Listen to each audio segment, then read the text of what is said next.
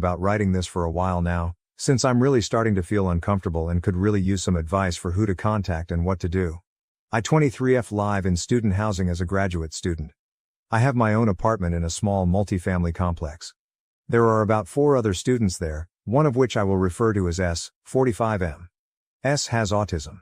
I know these terms are outdated, but for context, his autism is rather profound, and he has lots of social difficulties and stims in conversation. I previously haven't had any real difficulties interacting with him, especially since I used to be an instructor for children with autism and am used to handling various social behaviors from people on the spectrum. But in the past couple of months, his behavior towards me has changed, and I'm at a loss for what to do. I take my dog out at various times throughout the night to relieve herself. There is only one way out of the complex, and I have to pass by S's apartment in order to do this.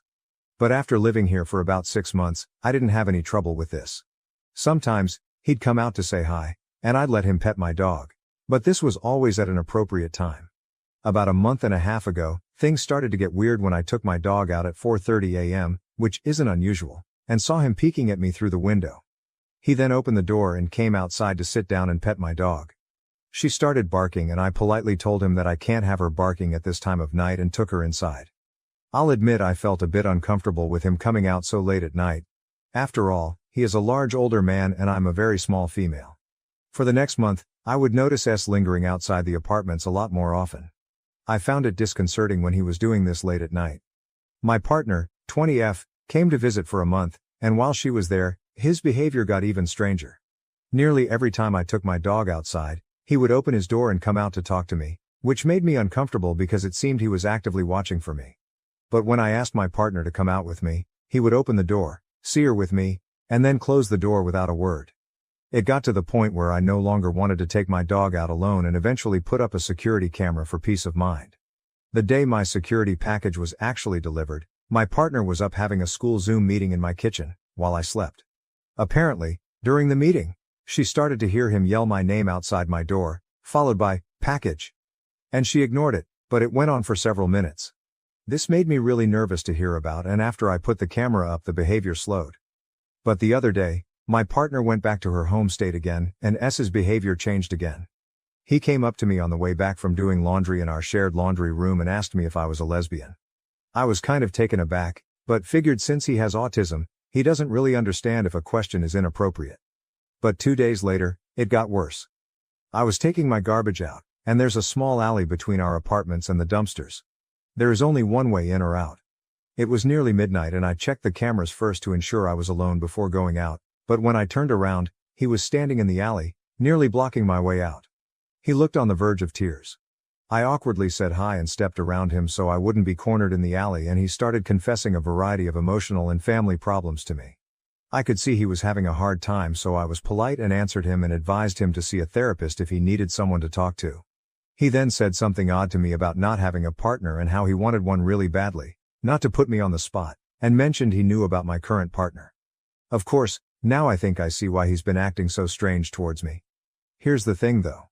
He's still following me outside when I take my dog out, and sometimes will just stand there quietly and watch if I'm not engaging with the conversations he's trying to start. I have started carrying pepper spray and will admit I'm feeling very concerned for my safety. My mom says it's a harmless crush and I should just politely tell him to stop cornering me, but I don't know how to safely have this conversation, just in case I may actually be in danger, and I don't feel comfortable doing so. Any advice on what I should tell him to make him understand his behavior is making me feel unsafe? Should I even tell him? Even though he has autism, I feel like he should know not to corner me in an alley at midnight. My school does not have many people working during the summer, and I'm not sure who I should report this to, if I do. Several people close to me who have met him, including someone who is also on the autism spectrum, are telling me to not confront him and just report this behavior. But again, my parents just say his autism is making it difficult to understand that his sudden change in behavior is off-putting, and he's getting over a harmless crush. Either way, I feel unsafe at times, and I want to hear some advice from you guys as to what I should do.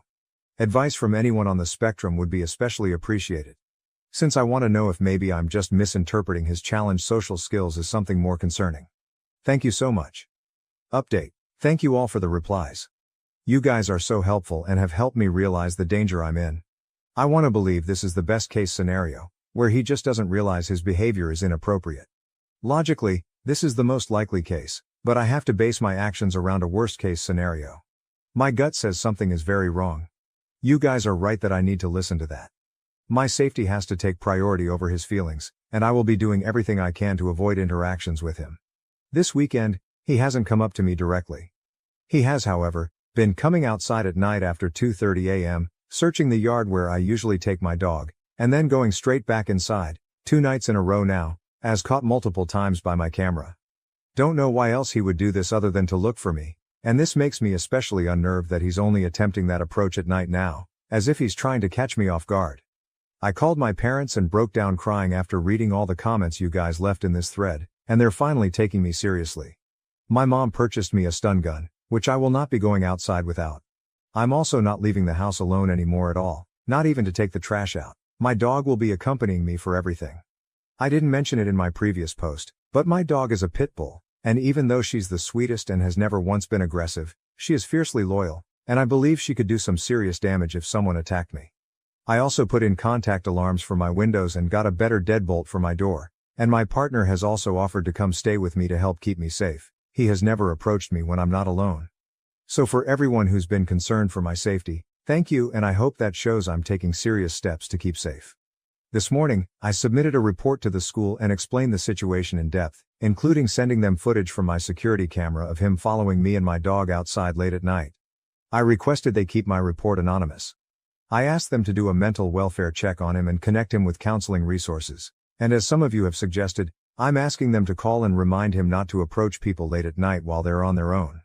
Those were my only specific requests, but I told them I need intervention, and I need it now. I got a call back within a few hours and learned my case was fortunately assigned to a man who's worked with autistic adults for years prior to transferring to work at the university, so he's very understanding of the situation and why it's so complex, and will be working on connecting us with resources for his mental health and to point out which behaviors are appropriate, inappropriate. I'm hoping this is the best case scenario, and that this intervention will be positive. If it's not, however, then I will be asking the housing department to temporarily move me. I feel much better with the help and communication I'm getting from the school, but I will continue to treat this like I'm in very real danger, because I might be. This post blew up, so I will update it if something more substantial happens. But for now, the situation is reported and you can assume no news is good news. We broke up just after a month of dating because my boyfriend gave me a very bad and sexist book. Now I'm happy with my same-age husband. I met my boyfriend in our master's program. We became friends over this past year and started dating and becoming serious shortly before I left the state for a summer internship. He gifted me a book to read, saying it was one he liked. It's A Spell for Chameleon, by Piers Anthony, a fantasy novel written several decades ago. I knew nothing about it prior, and began laughing at it 2 pages in because of how ridiculous the writing was, especially about women. We Skyped after I got through the first chapter, and I tried respectfully explaining my doubts about the book. He made a deal with me. Knowing I'm a big Harry Potter fan, he promised to give the HP series a chance, starting with Philosopher's Stone, if I gave his book a chance and kept reading. This rocked my world, and I had a sudden burst of motivation. I'm on chapter 3, and I cannot stand this book. It is one of the most sexist and misogynistic texts I have ever had to read, and it honestly makes me feel like crap. Not to mention it's just poorly written all around, painfully spoon-feeding obvious symbolism, and excessively throwing in fantasy creatures concepts that do nothing for the plot. The protagonist is a complete dillhole that I couldn't care less about, and as a reader, I don't want to follow him or anything in the fantasy world of Xanth. But of course, flat out telling my boyfriend those thoughts about a book he enjoys would be hurtful, and he has every right to have different preferences. I am shocked that he would recommend such a book to me though.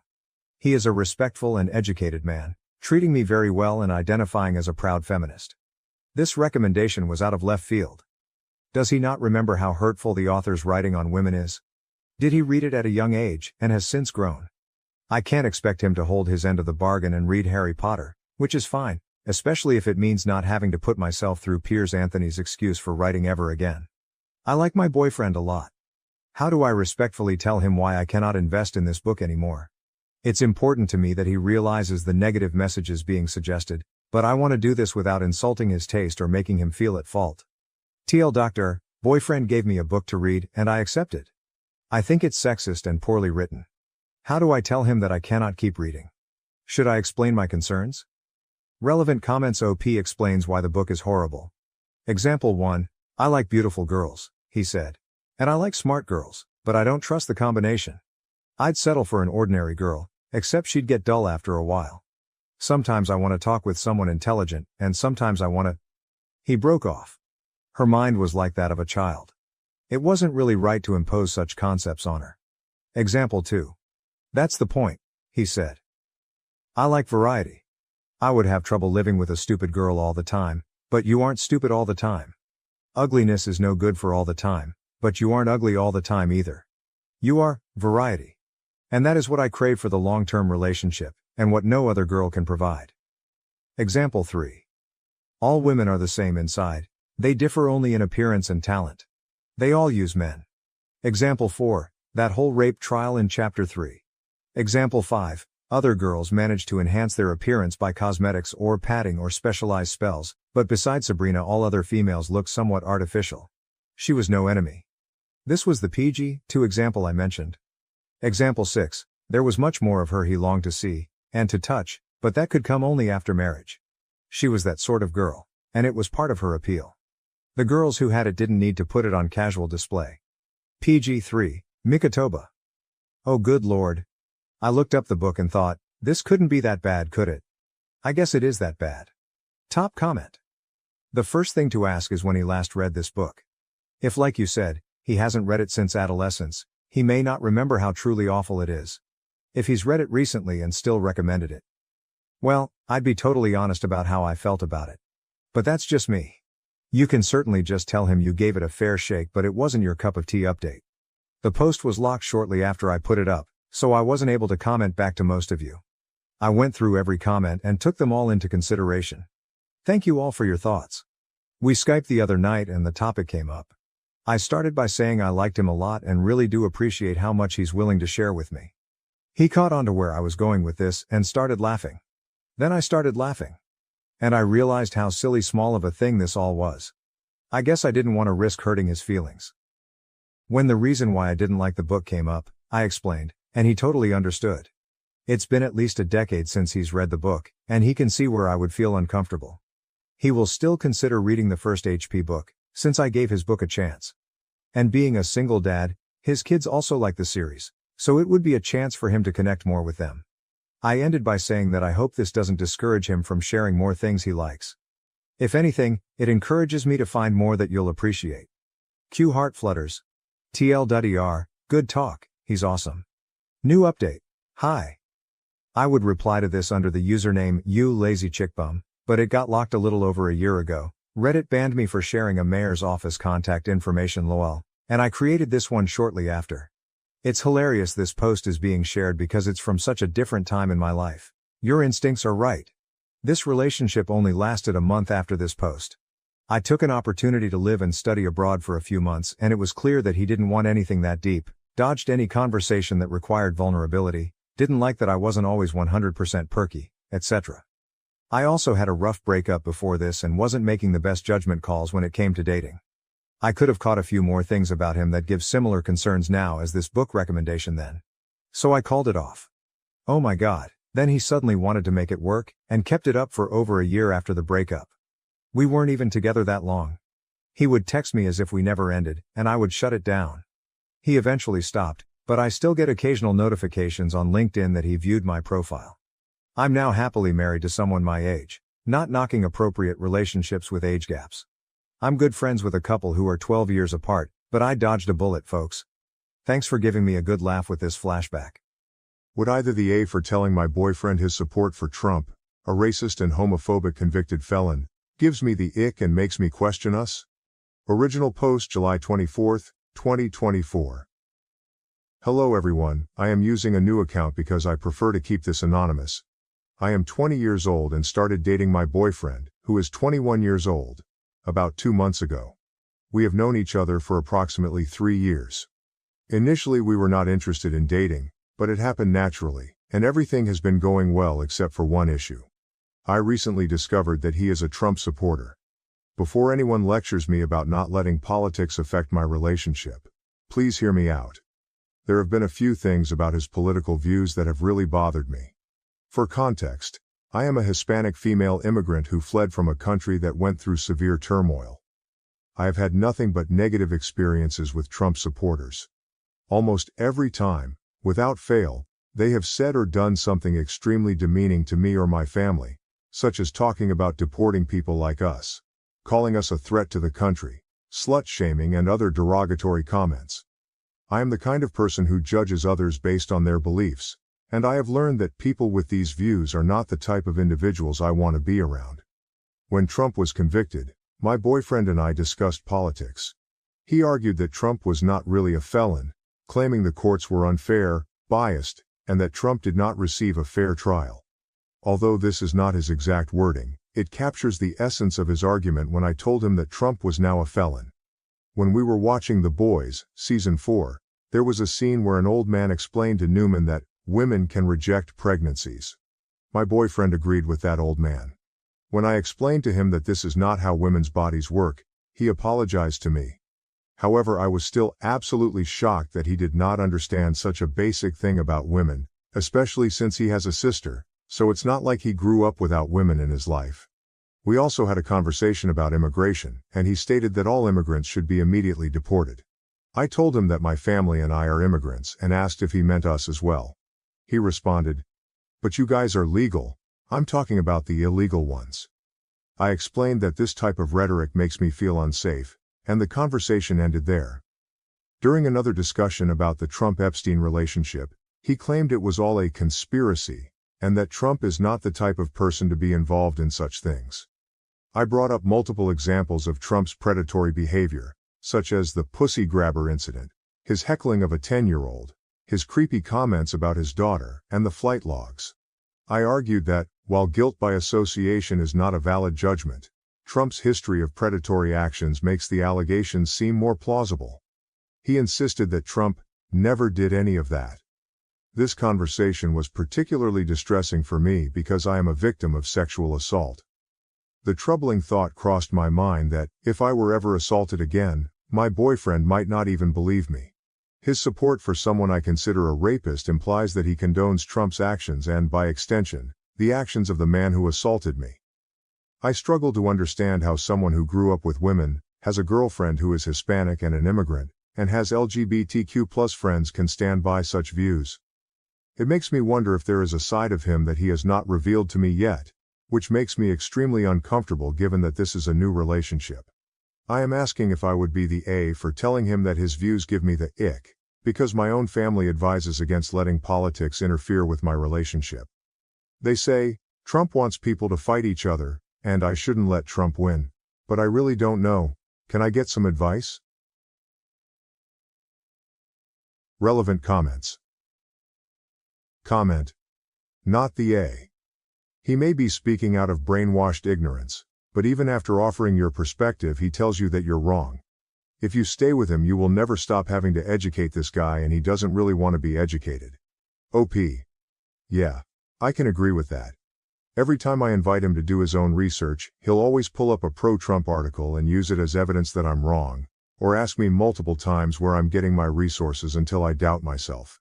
He's been asking me to promise that we wouldn't let our differences in beliefs cause problems in our relationship. And I feel like I'm being babied a bit. It's been really stressing me out.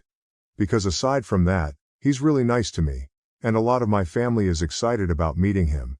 And his family. Breaking up with him after I just announced I was dating him would cause even more problems for me. But the more I think about it, the more I realize that it will probably be for the better. I think I'm okay with carrying through with it. I'll talk to him when I see him later. I'm not really excited about it because we go to the same school. Update July 29, 2024. Hello everyone. Here is an update. I did not expect my last post to get so much attention, or for people to tell me that this is a justifiable reason for ending a relationship. So thank you for not being judgmental. Many people were asking about the country my family came from. So I will share it since I do not think it is identifiable information. It is Venezuela. If you are not aware of what is happening there, then I envy you.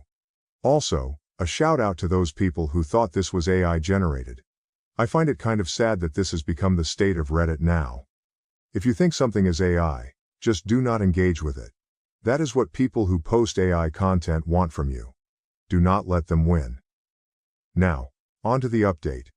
I spent the last couple of days with my dad who was visiting me and deleting social media and muting a bunch of politics-related stuff because I've come to realize that regularly listening to people talk about how people like me ruin the country and how we don't belong here isn't really good for my mental health. And neither is dating someone who openly admits to supporting that group. I spoke with my now ex-boyfriend. I went to his room instead of inviting him to mine because I knew that if I let him in my room, he would refuse to leave until he convinced me to stay. I wanted to have the option to remove myself from the situation at any time, as we live in a college dorm. Firstly, I should mention that on the day I made my first post, I told him that his support for a known rapist was hurtful to me. I explained that tolerating such behavior makes me question if he is also tolerant of the person who assaulted me, which makes me see him differently. He responded with a lengthy text message, expressing that my words hurt his feelings and that he does care about my experience with sexual assault. However, I found it hard to understand how he could say that while supporting someone who boasts about sexual assault. The essence of his message was, "I feel terrible that you see me as the type of person who'd be okay with rape, because I'm not okay with it." I acknowledged that I might have been wrong to say that, so I began our conversation by apologizing to him. I then told him that I wanted to end our relationship and go back to being friends, although I did not really mean the friends part. It is unrealistic to maintain a friendship with someone who affiliates with a group that regularly disrespects me. He tried to convince me to stay by saying that he really loved me and cared about me and respected my opinions. That we shouldn't let politics get in the way of our relationship. I responded that I can't change what he believes, and that I value a person's beliefs and the group of people they associate with as a method of how I judge their character. I've already judged him. I don't like what I see, and therefore, I've lost my feelings for him.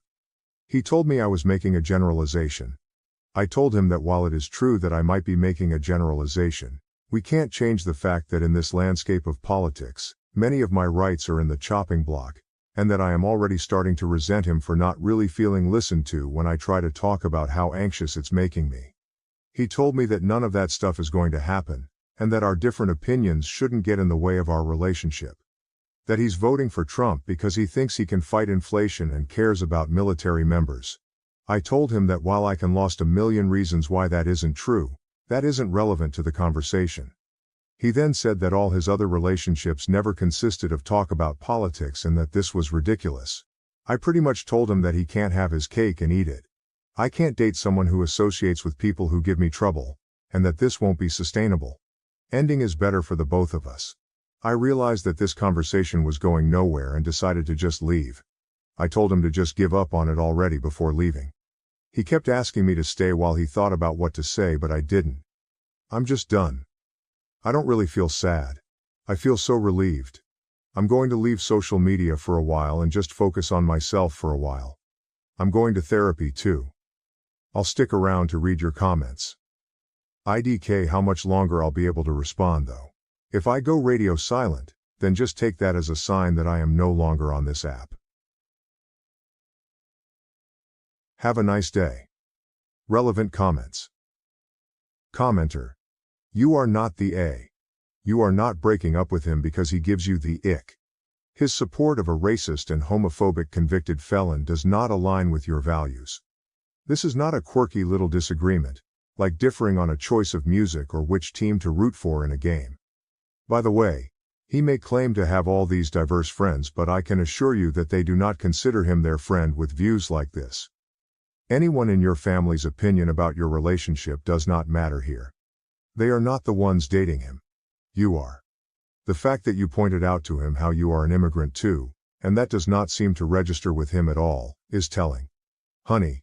He is in a cult. There is no saving him. Original poster. You pretty much summed up my exact thoughts on why his gay friend does not want to hang out with him anymore. I recently found out that there is a bit of a rift in their relationship, and I did not even start thinking about why until I learned more about him. Gosh. Everyone is burning bridges. Here's the thing. It is not about politics. It is about values. Although I dislike the term values, because religious people often use it to justify many negative things, it really does come down to what you value. Do you value kindness, respect, empathy, caring and thoughtfulness, or is your idea of values just rules to hate, be disrespectful, be judgmental, fulfill your ego, and feel self-righteous. We are all aware that the Republicans intentionally positioned themselves as the religious party in the 1980s to garner votes.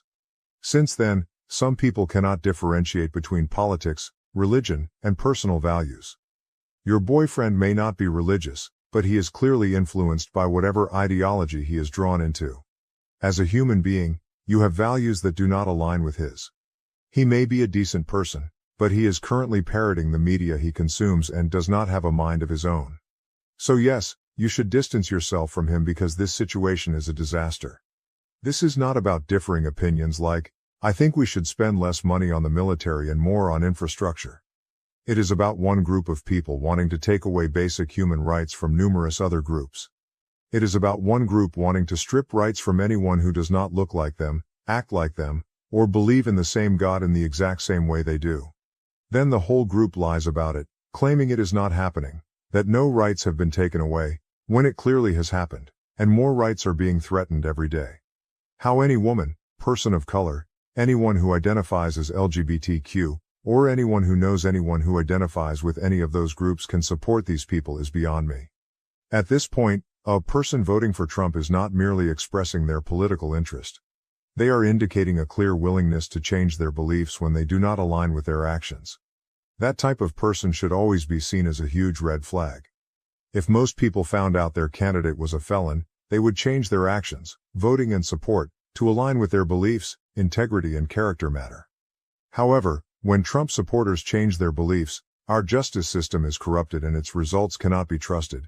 To align with their support, they show a kind of moral flexibility that makes a person very difficult to trust. Even the most common reason for supporting him in my area, abortion, has required people to essentially believe, I hate abortion so much that I will accept any behavior from a politician as long as they oppose it.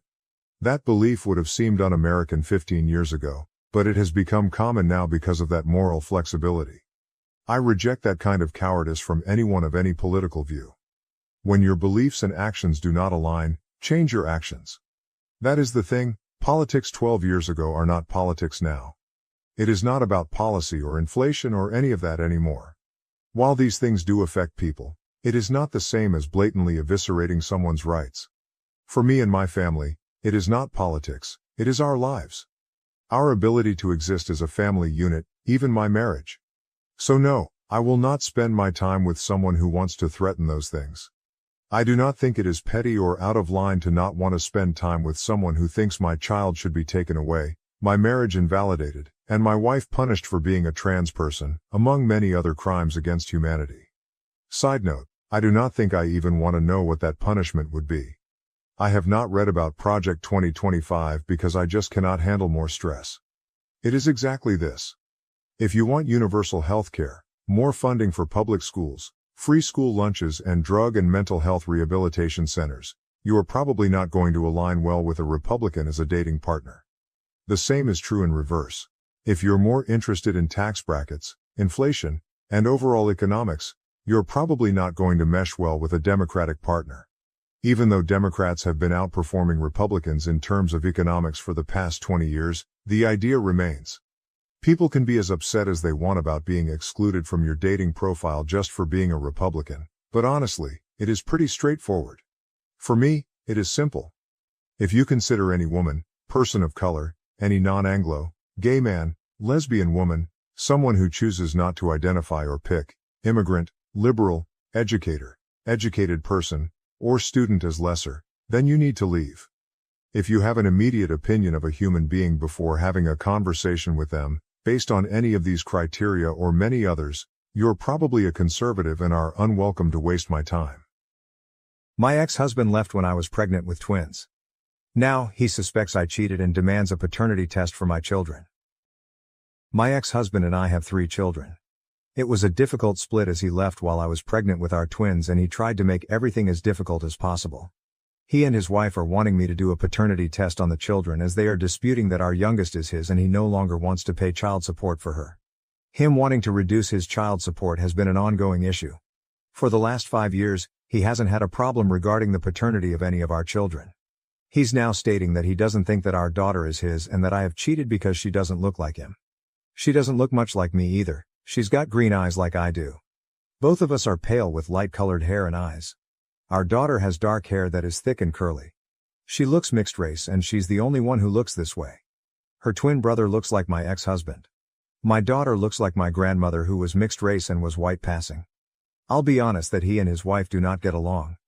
I mean, it is hard to get along with the woman who your husband left you for. She keeps trying to shove herself in my children's lives and acting like their mom. She keeps insisting that she's mama, and they should refer to her as that. They have refused to call her that, which always ends at my ex calling me frustrated that the children won't give her respect. She's recently been pointing out that my youngest looks darker than her siblings and has been suggesting that my youngest isn't my ex-husband's. I'm close with my former SIL, ex's brother's wife, and she told me before my ex did that he wanted a paternity test and was going to stop paying child support for her. She's also said that ex and his wife are once again having money issues.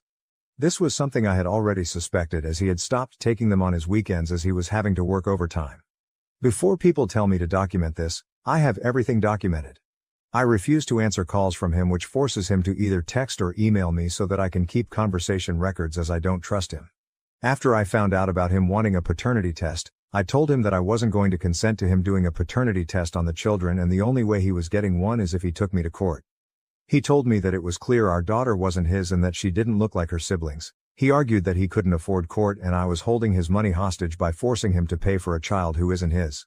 He has now apparently been whining about me on Facebook about how I cheated on him and am forcing him to raise another man's child and forced him to sign the birth certificate. I didn't, he wasn't even there, but as we were still married I could put him on without him being there. I don't follow him. I had one of his friends try and confront me about it. I want my children to have a relationship with their dad and I feel like this is stopping them. Though on the other hand, I know there will be something else he, or his wife, takes issue with down the line. AITA for refusing to do a paternity test. Edit. I thought I'd put this in my post but I didn't. Really should have proofread this rather than posting in anger. My ex wants me to pay for the paternity test. He doesn't want to because of his financial situation, which is why I told him to take it to court and get a court-mandated one. I know if I was to pay for it then he would want another one because he'll think that I tampered with it as I paid for it. He did the same when I had the house valued so I could give him half. He didn't like what the first person valued it at so had to get another. I know I haven't cheated on him and she is his. I know some didn't like me referring to her as my youngest. Both her and her brother don't like being referred to as twins or as one, so I don't refer to them as such. Since they were toddlers they have been very independent from each other and want to be treated as such. She is not my only daughter, my eldest is also a girl. Update. So I did not expect so many comments on my last post. After I posted in my frustration over the paternity test situation, my ex-husband, we'll call him Jim, and his wife kept trying to get me to consent to and pay for the paternity test. I refused to pay because I know Jim, when the result isn't what he wants he will accuse me of tampering with the results. When I kept saying no, they ran to whoever would listen, complaining about me and how I was forcing them to pay for a child that wasn't Jim's. For those who may not have read my last post, the child in question is my youngest daughter and a twin. Jim does not contest that her twin brother is his. But apparently, along with being a bitch over this, I'm also a cat. News to me. Honestly, I didn't think he was that much of an idiot, but here we are. Jim kept complaining to his dad, Mick, and brother about me and how I was being financially abusive by taking money from him for a child that wasn't his and refusing to pay for the paternity test. Now Mick and I get on very well. He adores his grandchildren. They also adore him. And I have never attempted to stop them having a relationship, unlike Jim, who often attempts to weaponize the children. I get on very well with Jim's family and we are close. His SIL, his brother's wife, and I are very close. She's the sister I never had, only child problems. Mick asked if he was to pay for a paternity test, if I would allow it to happen. Mick explained that he wasn't accusing me of anything, but he was fed up with seeing Jim and his wife drag me every chance they got. He understood why I was refusing and agreed with me. I agreed, but stated that Jim should choose the company that the paternity test is done through, and I didn't want to know which one was chosen. That way I wasn't involved. So we had the paternity test. Mick paid for all 3 children to be tested and had them tested with the private company Jim chose and then a private company Mick's lawyer recommended. Mick explained he did this so that if Jim started arguing against the results, calling them fake, then Mick had another set to back them up. And what do you know, all 3 children are Jim's. Since we've gotten the results, Jim has tried arguing that they're wrong and that youngest definitely isn't his. He has also been taking to Facebook to complain about me and is threatening to take me to court for fraud. The man couldn't afford to pay for a paternity test. He definitely can't afford a lawyer to take me to court, but I'd like to see him try. Former SIL has been screenshotting some of his comments and sending them over to me, which we've been having a giggle over, especially since one of the things Jim has whining about is finding out I've been dating a former friend of his. I say former because he, along with some others, were cut out by Jim's wife.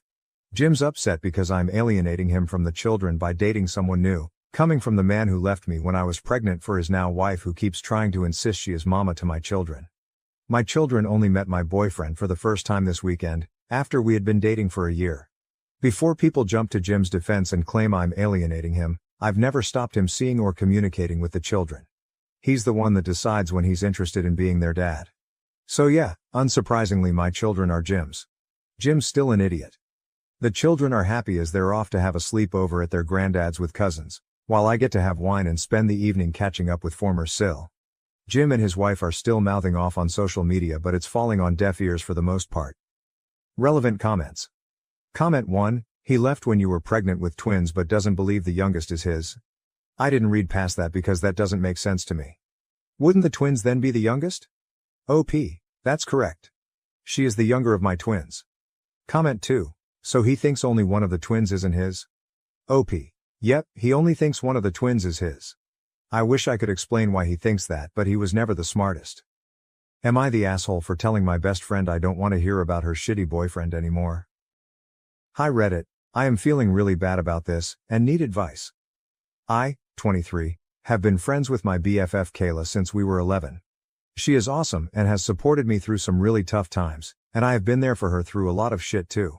We have never fallen out, and we always supported each other. Until now. Kayla has been with her boyfriend James for just over 2 years now. I liked him at first. He was good for her. He made her happy, so I was happy.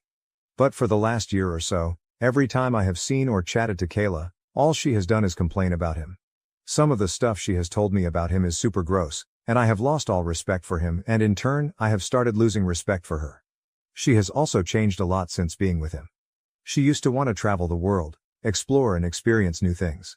Now she never leaves her house and wants to be a stay-at-home mother by the time she's 25. It makes me sad to see. She has lost her sparkle. It all came to a head when we went for dinner for my birthday. She spent the whole night complaining about James, as always, telling me way too much personal stuff about him, as always, and just generally moaning.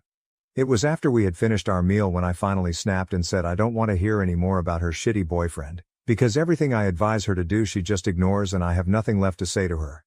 I told her she should dump him if she hates him so much, and if she isn't going to dump him then to quit bitching about him all the time because I didn't want to hear it anymore. I had had quite a few glasses of wine and was just feeling super bummed because she made my whole birthday dinner about her and her stupid boyfriend. This was 5 days ago and she hasn't spoken to me since. I messaged her the next morning apologizing and asked her if we could meet up to talk about it, but she hasn't responded. Relevant comments. To a longer YTA comment. OP. Thank you for your comment. I do actually agree with you after reflecting. I haven't ever told her that I'm tired of her not taking my advice, and I have never asked her to not complain about him. This was the first time I had challenged her. I have always been very patient with her, and let her complain as much as she wants. This has left me feeling emotionally drained after every time I see her. I should have set boundaries in a calm and mature manner, when I was sober. I was just so annoyed that she made me an entire birthday meal about her relationship issues. I had also just found out that I had got my dream job, and wanted her to be happy for me. I took out my frustration on her and I spoke to her poorly. Thank you. I am going to try and fix it with her top commenter. I mean, you took the nuclear option and drunkenly exploded on her rather than having a civil conversation about how the constant complaining was impacting you and your friendship. Of course she's hurt and pissed off. Not to say she's free and clear of taking over your birthday, but she may honestly have no idea how much she complains or how draining it can be for others. The fact that you have lost respect for her means maybe it's time for the friendship to end. If you don't like her and you don't like being around her, what's the point of the relationship? Don't expect her to forgive you for handling the situation like you did instead of like a real friend would though. Alcohol ultimately didn't make you do this. OP, alcohol didn't make me do this. I did it because I didn't communicate sooner, and I had a lot of pent-up anger. I shouldn't have spoken to her like that and I'm going to apologize. Commenter, downvoted. You are the asshole. Get off booze and other drugs. OP. I accept I'm the asshole, but if I want to have a few glasses of wine on my birthday, That is my prerogative. I don't do drugs, and I am over the legal drinking age. I had 3 glasses of wine. On my birthday. Commenter, NTA, the best thing you can do is let her be right now. When she's ready to talk, she will reach out to you. OP, I'm worried that if I let her be, she will never reach out and I will lose her as a friend. I don't want to lose her, despite her frustrating me with constantly talking about her boyfriend. She is a good person. I was thinking of writing her a letter to apologize and explain how I feel. IDK. Commenter, a letter may be a good idea, especially if she has blocked you on social media or is avoiding your messages. Do you have any mutual friends willing to tell Kayla how you feel? OP? She hasn't blocked me, but she has already ignored one message, so I feel like she would just keep ignoring me. All of our mutual friends have dropped her because they can't deal with her complaining. They're all telling me to unfriend her, but I'm not ready to do that. Commenter. Is the relationship just bad, or is it abusive? Not acting like her usual self, her spark is gone. Those are red flags. If it is an abusive relationship, and emotional abuse very much is abuse, then make sure to leave the door open for her to contact you when she's ready to leave. Abusers isolate and control their victims, and cutting off friends and family is part of the goal. If the support system is gone, it's harder to leave. So tell her that you will always be there for her if she decides to leave him. That does not mean you have to keep listening to her. Tell her that you are done hearing about this guy and set whatever boundaries you need, but tell her that when she is ready to leave him, you are there for her. OP, it isn't abusive. If anything, she's not very nice to him. She doesn't like the guy. I don't know why she stays with him. She struggles with her mental health, and he is a very lazy guy, so encourages her to stay in bed all day. He isn't what she needs, but he isn't abusive. Who paid for dinner? OP, I paid. It did need to be said, but not in the way it was. I want to apologize for the way I say it, not for how I feel. Commenter. So let me get this straight. Your best friend of 12 years goes to your birthday dinner empty-handed and you pay for it. She spends the whole night making it about herself and her stupid BF, and it got you to the point of yelling at her, rightfully so, and now she's giving you the cold shoulder. This girl is not your friend, she's a user. This is not a friendship worth having. IDC what financial situation is, if it's your BFF birthday, you make it work. It's not about money, it's about effort. If she truly couldn't afford to go out, then she could have made you dinner and a birthday cake and bought a $2 bottle of wine. OP, yeah, I guess that's true. I told her not to get me anything because she's broke. I wasn't expecting anything, but I was expecting her to at least ask me how I am, instead of just talking about her boyfriend. IDK Update 1. Edit. Thank you all for your comments. I can see you're all very divided about if I'm the asshole or not, and I get why. I have accepted that I am the asshole for going nuclear when drunk, and I know I should have spoken to her in a mature and calm manner way earlier than I did. She shouldn't have ruined my birthday dinner, but she is struggling. She didn't deserve to be spoken to like that. I have decided to write her a letter apologizing for the way I spoke to her. I am going to write, very nicely, that I still stand by what I said and that I love her, but hearing her complain repeatedly about the same issue without taking advice is very draining. I'm going to tell her I want to still be friends and that I don't want this to ruin our friendship. I will also recommend she goes back to therapy. She had a therapist in high school but ghosted her. If she then reads my letter and decides to end the friendship, then that is up to her. I will be sad, but everything happens for a reason. Right. Update 2. Firstly, thank you so much for everyone who commented and messaged me. Nice or not, it was great to get everyone's opinion. So I wrote Kayla a letter, like I said I was going to in my edit. It felt very formal and weird to do, but for some reason doing it over text felt wrong. I wanted her to know I'm sincere. I said that I love her, and I value our friendship extensively, and apologized for the way I spoke to her. I said alcohol wasn't to blame. I was. I spoke to her like an asshole and she didn't deserve it. I wrote that I have felt frustrated about the situation for a long time now, because it upset me seeing her so frustrated and upset all the time with the person who is supposed to cherish and respect her the most.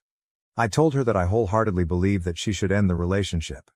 I said I knew this wasn't my place to say, and that she didn't need to take my advice and that I would support her in whatever decision she made. But if she decided to stay with him, I need her to stop complaining to me about James and their relationship because it was too draining for me to hear it. I said of course she could talk to me about anything major, but hearing the same complaints on an almost daily basis was exhausting, especially when she wouldn't take or even listen to any advice. I made sure to tell her I loved her and I apologized again. I actually apologized 4 times in the letter. I put it through her front door the day after I posted here. She called me yesterday and asked to meet. I went round to her place last night and we talked for just over 2 hours. She told me she actually broke up with James the day after my birthday. Apparently me snapping at her about it shocked her into realizing how often she was upset by him and how much she complained. She has spent the last few days processing everything, so that's why I hadn't heard from her, which is so valid. She actually thanked me for doing it, which is crazy. She said although I was a bit of an asshole, it was what she needed to hear. We both cried a lot and hugged it out and then watched 90 Day Fiancé LOL. I think it's safe to say we will be okay. She is obviously struggling because she is grieving their relationship and breakups are awful. But I will support her through this, like I always do, because I know that she will support me when I next get my heart broken. I am single AF right now, but who knows what the future holds. So the TLDR is that me snapping at my best friend at my birthday dinner for complaining about her boyfriend for the whole meal caused her to dump him. I didn't lose the friendship, I actually got my best friend back. I can't wait to support her while she finds herself again. Thank you all again, have a great day everyone. My boyfriend quit his job without telling me, and now he refuses to look for another job. I'm tired of paying for everything. My boyfriend, 33M, quit his job last year without telling me. I only found out 2 days before the rent was due. We split everything 50/50ths, when I asked him for his part of the rent. When I asked, he simply told me he quit because he was tired of working at that place. Since then, I've been paying for everything, including rent, food, gas, bills, and anything he needs. I had to work 2 jobs while going to school for a while. It was hard. But I finally finished school a couple months ago and I found my dream job. I make enough to live comfortably, even take care of my BF and still have money for saving. However, I still want him to get a job to support himself because I think as an adult, he needs a job. But I feel like he relies on me too much and he thinks since my job pays well, he doesn't have any reason to work. He always says things like, "You make good money now, so maybe you could buy me my dream car." Or, "You should open a business for me to run." It bothers me a lot. I don't mind supporting my partner financially if there's a legit reason that prevents him from working, but it's not the case. He spends most of his time playing games, meeting up with friends, or just at home watching movies. I still have to do all the chores and take care of our dogs. His family thinks that he's been working to take care of me so that I can finish school, which is not true. Now they think I was able to finish school and got a good job all because of him. I don't even want to explain to them. I just want him to get a job and have a future. When I tried to talk to him, he told me I'm not supportive, and now that I have a good job, I look down on him. What should I do? Is it even worth it to try to talk some sense into him? I don't want to start dating at this age, but I feel like I can't keep doing this. Edit. Many people have asked why him. Why did I stay for years? What did I see in him? So I just want to answer it here. We started off pretty normal. We split everything 50/50ths, and I had no problem with that. But throughout the years, he started showing his true self. I was in school and school was the most important thing to me at that point, so I invested all my time and energy into it. I was in a PhD program, so I had stipend, around 30K/YR, which was enough for myself but not for 2 people. After he quit his job, I was very stressed out, but I had to focus on school and tried to do everything I could to survive. I didn't have time to really think about my personal life, and I also didn't want to go through any changes in life, so I just let it be. In addition, he guilt trips me a lot, so I feel bad for him. But now that I have a stable job, I have time to really think about my future. I don't see myself being with him long term. I don't think it would be as easy as, "Hey, let's break up," because I know he wouldn't let it go that easy. But I'll start planning to get out, maybe ask some friends for support. His name is not on the lease, so I'll stay where I am and he'll have to move. Relevant comments. Comment 1. You work 2 jobs while in school to support someone who happily sits on their ass not contributing. Not even cleaning or caring for the pets. Why? Why have you accepted this? And the worst part is he lets his family think that he's supporting you. So he actually has enough sense to know that what he's doing is frowned up. You don't want to start dating at this age. You mean 31? So you'd rather be 31 taking care of a stay-at-home boyfriend who contributes literally nothing. How is that a better outlook at 31? OP's reply, I think it's because I was too busy figuring my life out and trying to do everything I could to survive. All I did was work and go to school. I didn't really have time to think about my personal life. Now that I have a stable job, I have time to think about my life more and more. I need to end this and take care of myself. TBH, I'm not even sure how to date anymore. But I guess I'll try and hopefully able to find someone. I will have a talk with him this afternoon to tell him it's time to end things and he needs to move out. He will probably give me the "my life is miserable" talk, again. But I think reading all these comments makes me realize I should feel bad for myself and not for him. I'm sure once he moves back to live with his family, they will reach out to me to tell me how good he has been treating me, and how he helped me through school. They've done this before when I told them things weren't working for us. I will tell them everything this time. Comment 2. You were in a PhD program. You are intellectually smart, apply that to your emotional and financial intelligence. If you were a classmate when this happened, I can tell you the other grad students would ask why you were still with him after a grace period of a couple of months. Leave and rebuild your life. OP's reply. I haven't told any of my family and friends about the situation because I'm kinda ashamed of it. My friends would probably think I can't be this stupid. But 2 of my very close friends did tell me that I deserve better, just based on the way he treats me in front of them. I will have a talk with him this afternoon, and a couple of my friends will be waiting outside, in case he gets physical or refuses to leave. Wish me luck. Update 1. It's been 2 months since I posted about my situation on this sub, and I just want to give you an update of how things went after I made that post. Before I go into the details, I just want to say I really appreciate everyone here. After I resolved everything, I occasionally would go back to my original post and read the comments to remind myself that I've done the right thing. After posting on here, I went home from work that day and asked my friends to come over but stay in the parking lot while I sort things out with my now ex-BF. Before I could even start the conversation, he told me his friend got a new car recently and how I should get him a car since I can afford it. I got really upset and told him he could have got himself a car if he was working.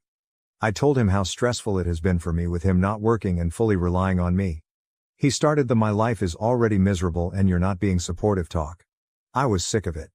So I said I wanted to end things here and he needs to move out ASAP. As expected, he got upset and threw a tantrum. He was yelling, throwing stuff around, and when he realized I was being dead serious, he started threatening to hit and kill my dogs. I jumped in between him and the dogs to stop him from harming them. Then he pushed me and grabbed me by my neck. I was able to get him off of me, put the dogs into a room, and called my friends to tell them to come in and call the police. He was trying to hit me but my friends got there in time.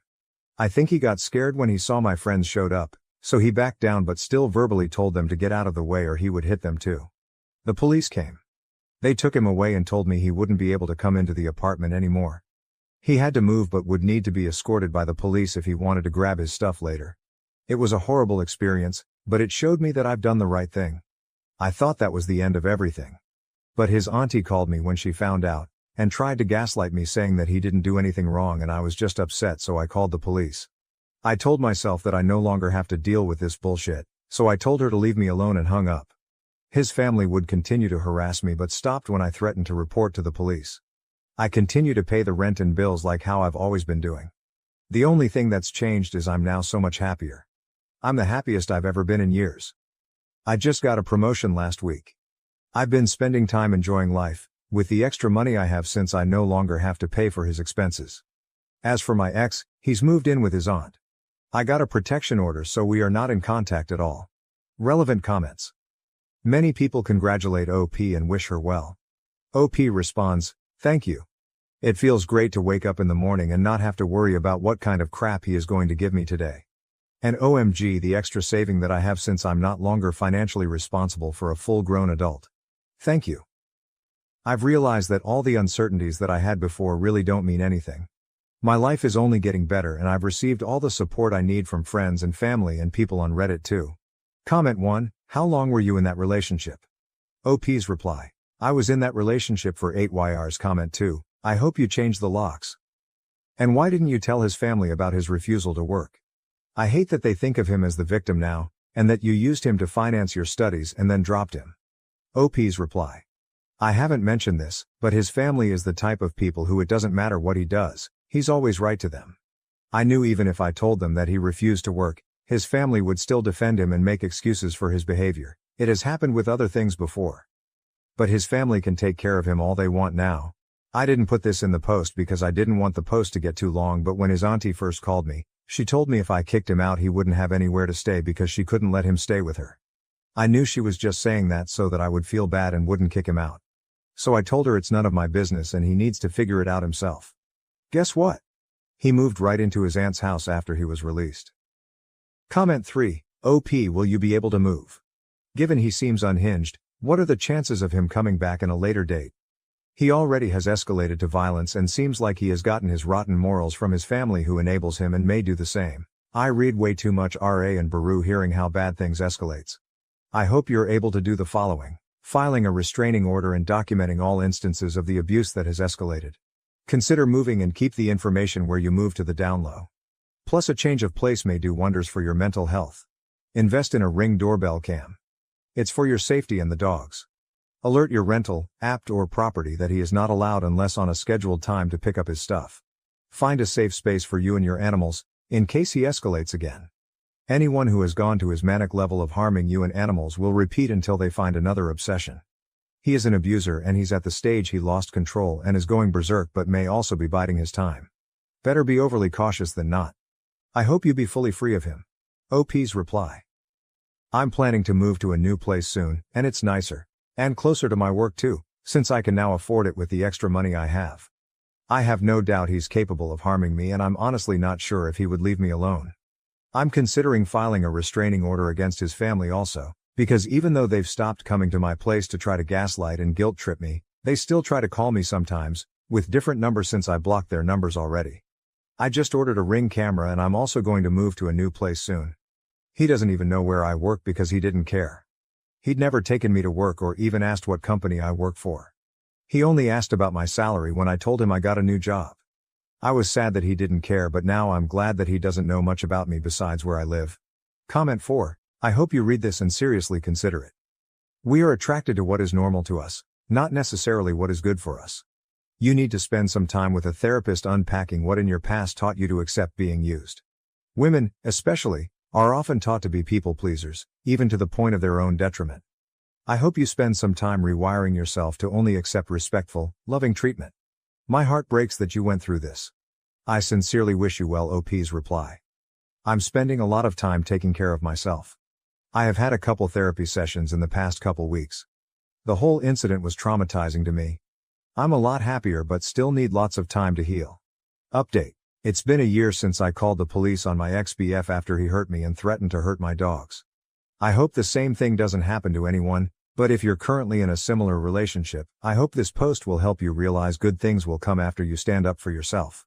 After my ex was taken by the police, I dealt with some harassment from his family, but they eventually left me alone. I moved closer to my job in basically a different city that's 30 minutes away from my old apartment. I took some time to heal and went on vacation by myself. It was great. I finally look forward to coming home and spending time with my dogs. One of them passed away from cancer a couple months ago. About 6 months after the incident, I met someone. He's a great person, and for the first time in a long time, someone treats me with love and respect. I'm very happy at the moment. I've learned to set boundaries and expectations early on to avoid being in the same situation again. Now to my ex's case. Yesterday, I got a call from the prosecutor's office. To be honest, I totally forgot about the case and I thought there's nothing else to follow up on. But they called to inform me that they'll be pressing charges and asked if I would be okay to testify.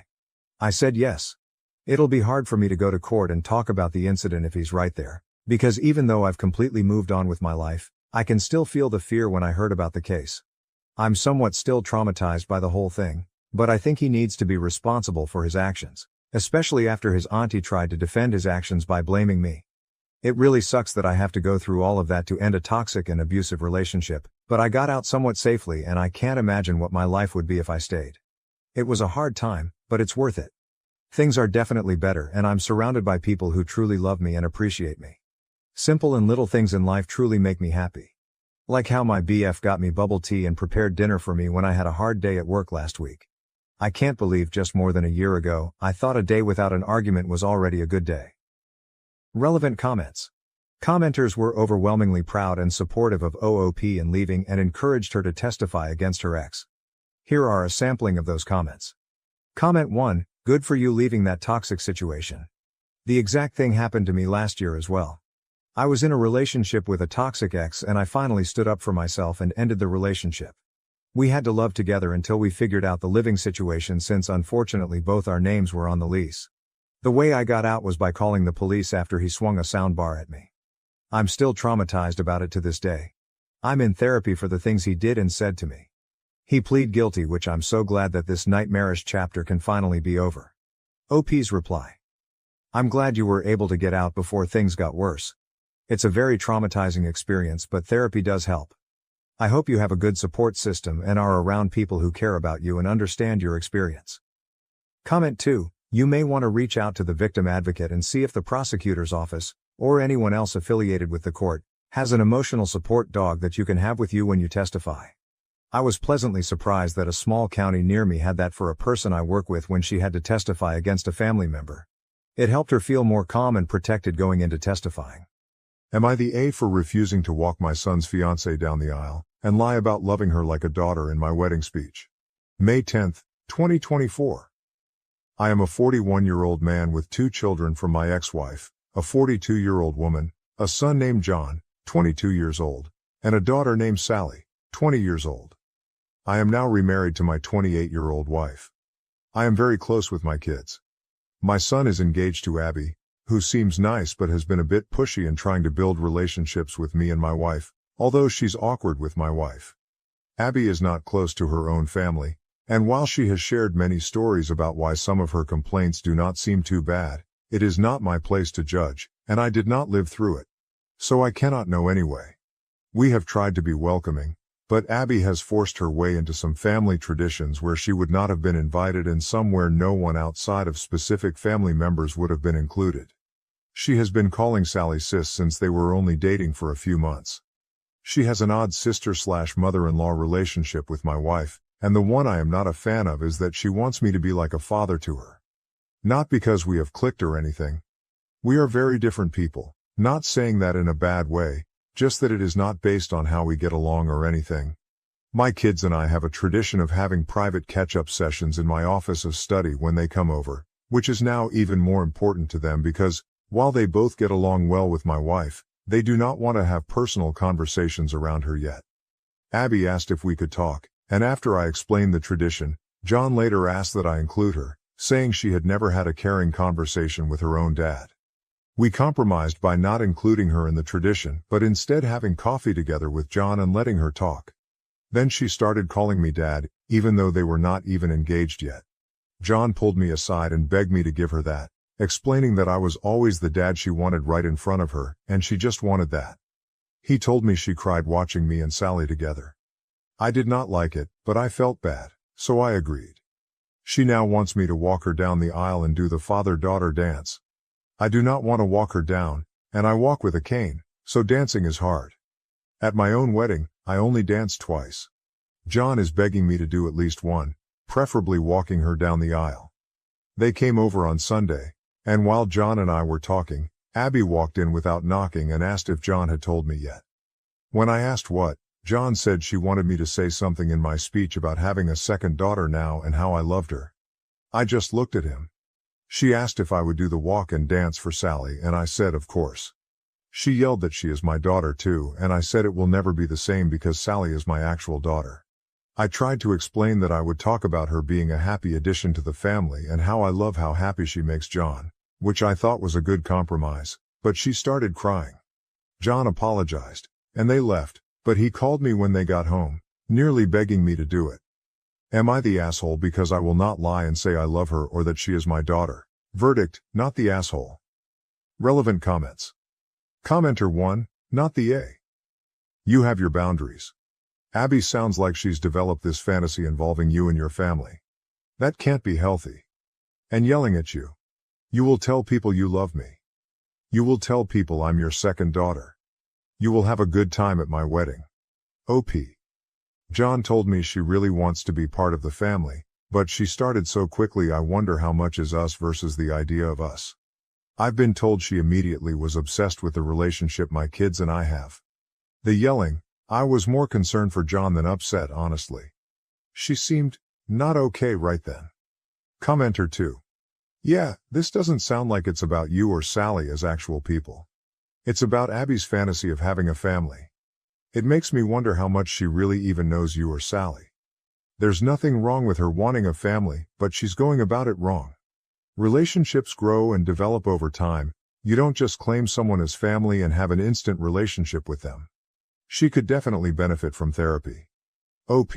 She knows Sally a bit now. With me she learns surface level things and approaches me. But when I try to engage, she immediately acts like we're so close and switches subjects to something related to how much closer we should be. John says it's nerves, but it doesn't seem like it. Commenter 3. Not the A. You have to keep correcting her. She pushed this far with the aisle speech because you gave them an inch with the dad, etc. You need to put your foot down with your son and her. If this continues, someone in the family will get fed up and might explode on them, and it won't be pretty. What if that confrontation comes at the wedding? This needs to be sorted now before the relationship and interactions continue. Otherwise, you might need to consider lowering the amount of contact you have with your son and his wife. OP, that's partly why I'm upset. I have tried compromising because I want to help my son, but at some point understanding has to go both ways. I understand she wants a family, and I know she's partly jealous because I like my daughter's girlfriend more, but we're in the same field and she lets it happen naturally. I feel like it's all give and no take. Update, June 26, 2024. I had planned on writing this sooner, but life got in the way in a couple of really good ways, but people were helpful and asked for updates, and I have a surprise-free day, so here it goes. On Mother's Day, my kids and their partners go to visit my ex-wife. So it turns out my ex-wife and Abby are a lot closer than I realized. She calls her mom, which is part of where this comes from. Also, apparently my ex has been egging it on. On Mother's Day they were talking about the wedding, and I guess whenever Abby referred to me it was as dad. My son apparently told her to let it go, which led to yelling. Abby about deserving to be my daughter, ex telling her that she's right, son telling her that I'm trying and she should be realistic about things, Sally telling her I only had one daughter. Which was apparently a response to Abby saying to her that as my daughters, they should be united. According to my son, Abby was crying. According to Sally, she was crying and yelling and kicked something before going to her room, and Sally told me she went off on her mom, but will not elaborate, so I don't know what was actually said. But knowing Sally, ooh boy. Around 2 a.m. I got a text from Sally's partner's phone saying Abby really is great, she hasn't been perfect but you should give her a chance and you will learn to love her. I saw it when I woke up. I tried to text her back but was blocked, so I called Sally but they were driving. They stopped by my place later that day because I am on the way and my daughter prefers my liquor and cooking, and they told me about the night before. At the end I asked to speak to her partner alone. I asked if I had done something to upset her. She was confused and I told her I was blocked. She said I wasn't but checked her phone and I was, and I said it was after her message and she asked what message. I showed her, it was not on her phone anymore. At that point we brought in Sally and caught her up. Neither of them were happy. A couple of days later, John and Abby dropped by unannounced. Not something we really do in this family, but okay fine. I had mad salmon. Does not take long to cook. I cook 2 more, and my wife serves while I make drinks. The entire night was Abby trying to bring up the wedding. John trying to change the subject. Abby not allowing that. We talk logistics because I'm helping them get some good deals through some professional contacts I have, when finally she just says, so I was talking to mom, she said that you can walk me down the aisle and she'll do the dance, or you can dance and she'll walk, it's your call but you need to choose soon. I reiterated that I could not dance. She tried arguing that I had danced a little at my wedding, but I made it clear that is different, and did not feel comfortable walking her. She got upset and said, Mom loves me, why can't you? I felt bad but couldn't lie. I pointed out that she had John who loved her, my ex-wife, friends. She had people who love her. She said, but other than ex-wife, those aren't my parents. I said, neither am I. She was very emotional, so my wife and I gave them a few minutes. My son and I were alone later. He looked exhausted. He said the problem was that after Mother's Day Abby had called Sally and kept saying they are both my daughters, that I did not get to be close with one but not both, and that it was them against me. But at that one Sally cried havoc and let slip the dogs of war. Things were said. Grievances were aired. John had to hang up before it got worse, but I guess Abby was shaken, but there was a new problem. Abby had decided in her head that I did not mean what I have been saying and was just doing it for Sally. He told me he would handle it. Ron Howard. He did not.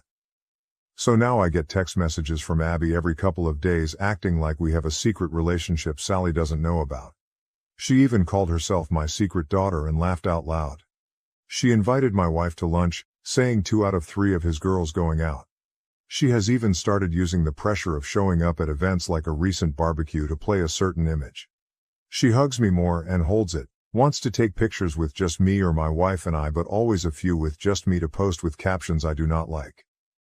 My wife is getting especially annoyed because of how she is with her. I guess Abby surprised her with Father's Day plans for me that had to be shut down. As it is, she still inserted herself into the day, but she has a soft spot for her, and when Abby gets emotional she caves. My wife is a sweetheart.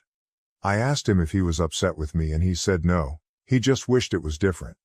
He said we're good, but he's worried he and Sally aren't, which is when I took the advice of some people and suggested premarital counseling. He said he would talk about it. Abby is insisting Sally go to her fitting. That shop should pay-per-view that potential Royal Rumble because Sally is not holding her feelings back anymore. I told him Sally loves him and I'll talk to her, but for now it is stressful all around. Abby driving my wife crazy with her ideas for what my girls should be doing, driving me crazy with dad-daughter content, drove Sally to the edge, and oh yeah, last night sent me an email with 3 styles of father-daughter dances and song options, so I'm not feeling any more respected or heard than before. The 6 of us have barely been in the same room in order to let things calm down since Father's Day, which was great until it was a shit show. Sorry this is so long, with all the craziness this is still the abridged version. We are supposed to meet Friday. Sally's partner and I have a bet going about how bad it will go. So onward and upward. I hope you fathers had a less dramatic day than I did, and by any chance does anyone know exactly how bad of a crime I need to commit to enter witness protection? Just curious. Relevant comments. Commenter 4. Not the A. But Abby needs serious mental health help. This is beyond a little needy to downright pathological.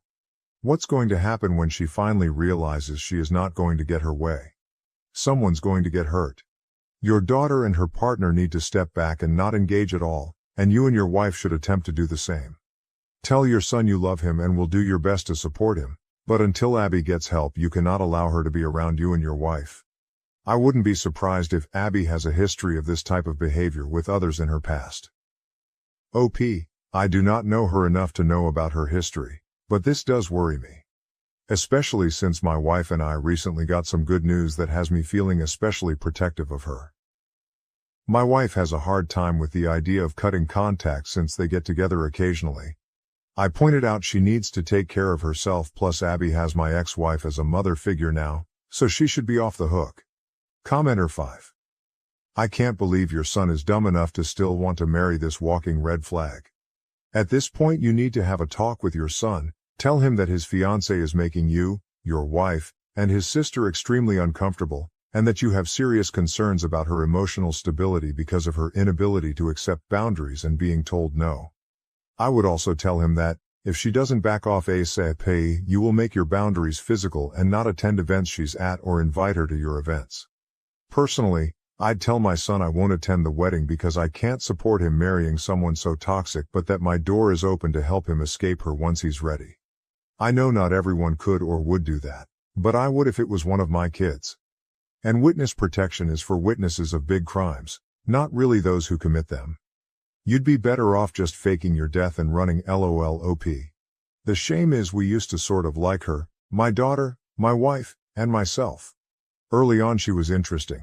Diverse interests. She has traveled a lot for her age. She and I even have overlap in musical taste. The problem was when she decided she wanted this, her personality changed and she started getting pushy, changing subjects to what she wanted if they were subjects she liked. It was like everything was put on hold until we acquiesced, which we haven't, so it has not gone on. You make a good point about witness protection. Plus I have been meaning to take up location tracker free boating and scuba diving in sharky waters. Commenter 6, did you tell your son about the fake message from Sally's partner and the blocking? I don't know that you ever confirmed that Abby did it, but that is another level of crazy from just inserting herself into your life. OP, I do not think confirmation is possible, but her phone was where Abby would have been able to get it according to Sally. Sally asked to be the one to tell him, this is crazy, but with everything going on, job stuff, great news, family stuff, best news, wedding stuff, I try to watch my drinking. And the family exploding a bit on Father's Day, I honestly forgot to ask her what happened. I have to call her later. It's funny until you sit down and write everything out, you don't realize how much there is. It just feels like one thing after another. Commenter 7. Not the A.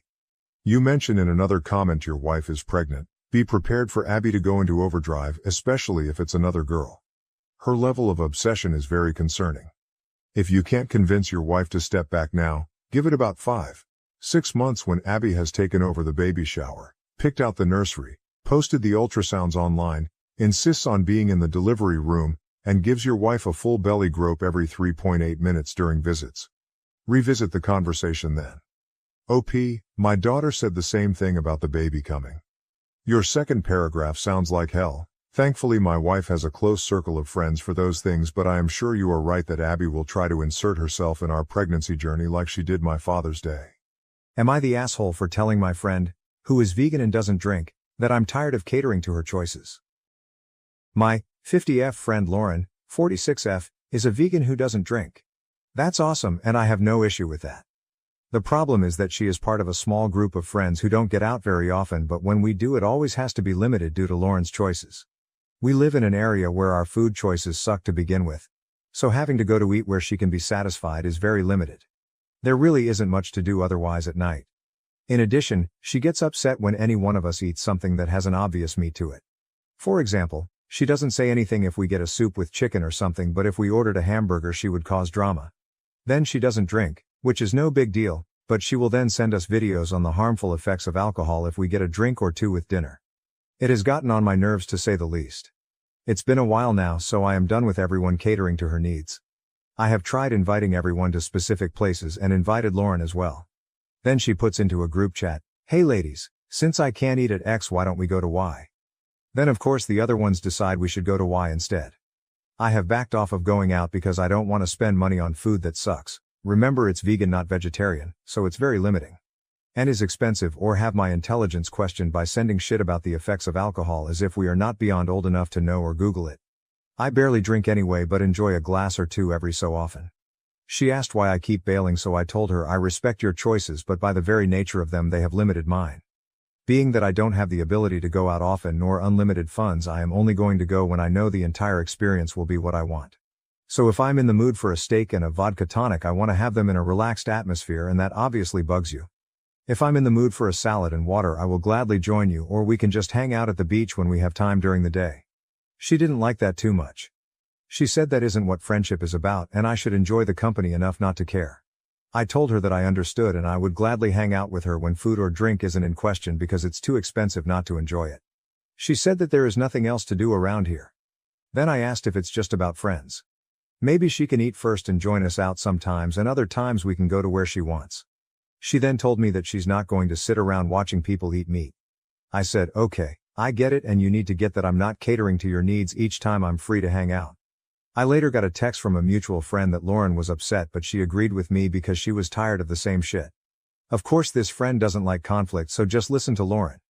So AITA for not wanting to continue to eat food I don't like or refrain from having a drink or two to keep the peace here, or am I right in feeling like she's being selfish expecting the rest of us to do what she's comfortable with each time? Relevant comments. Comment 1, NTA, but drop the friends that don't like conflict. Why surround yourself with spineless morons? OP, true. It was all getting on my nerves and why I was happy not going anymore. However, I sometimes wonder if I'm an asshole when others just easily bend to other people. I appreciate that. Comment 2, NTA, Lauren is an ass though. The condescending comments about meat and alcohol are beyond me. OP, the alcohol really pissed me off. It was such a self-righteous type of behavior to me. Comment 3, NTA. She's exactly right. That isn't what friendship is about, and so why can't she enjoy hanging out with her friends who are allowed to eat and drink whatever they want, while she eats and drinks what she wants? I'm sorry, there's probably not a great ending here, but the way she's framed the situation can easily be turned around back on her, so she's not right. Neither is she wrong. It just may be that you two are incompatible as friends. OP, yes, I'm feeling we are not a good fit. To be honest, I am working hard on setting boundaries, but sometimes I question if I'm not going overboard, especially when many other women my age seem to just go along with something. I felt like she was being extremely selfish, but thought I could be missing something, and why I asked. OP on if she had a problem with Lauren being a vegan and doesn't drink. OP, no.